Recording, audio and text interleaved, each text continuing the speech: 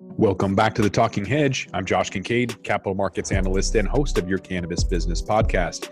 Today, we're going to take a look at a report from Bloomberg about cannabis deals that have been stunted by this crisis. So it goes on to say that there's little doubt that the long-term outlook for the cannabis industry appears bright, that state legalization continues to expand and attitudes shift in favor, with mainstream advertisers have no difficulty representing clients in this new market. So the question is, which cannabis companies will survive the market volatility and which advisors they'll take down with them?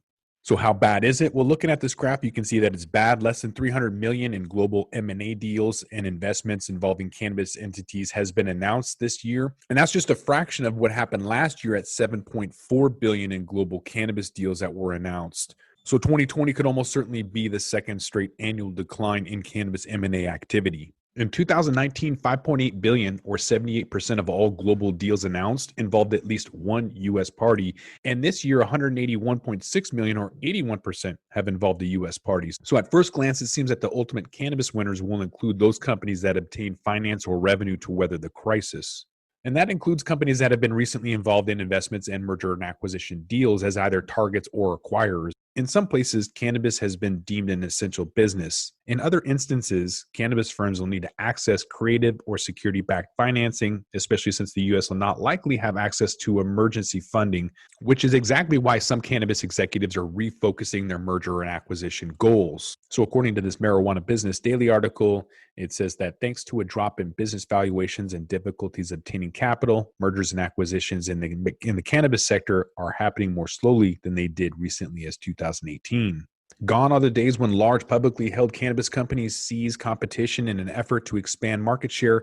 That doesn't mean investors with well-capitalized entrepreneurs can't pull off a successful deal. In fact, the managing director of Poseidon Asset Management believes it's an incredible time to be an investor. The current shift in the cannabis sector simply means that we're getting very attractive, rational valuations. Obviously, you need to take into effect this whole pandemic. You also need to look to deviate from established game plans. Nothing is the same anymore. Nothing's normal. You also need to take a look at struggling businesses. Maybe that was your strategic partner. Maybe that's your next acquirer.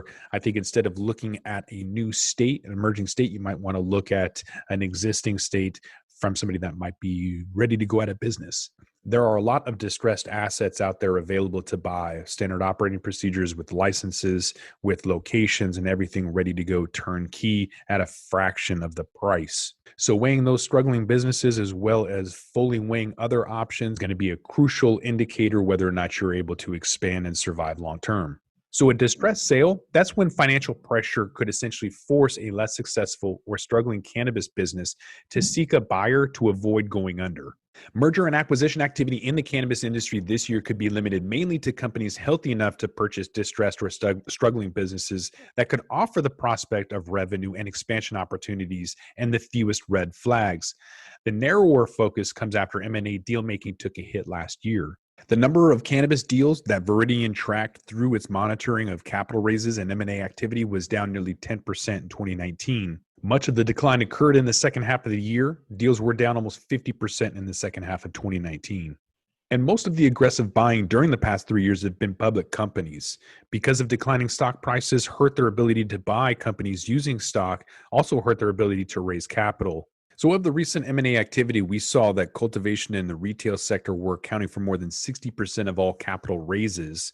So cultivation and retail, they took 7 capital raises, followed by infused products at 4.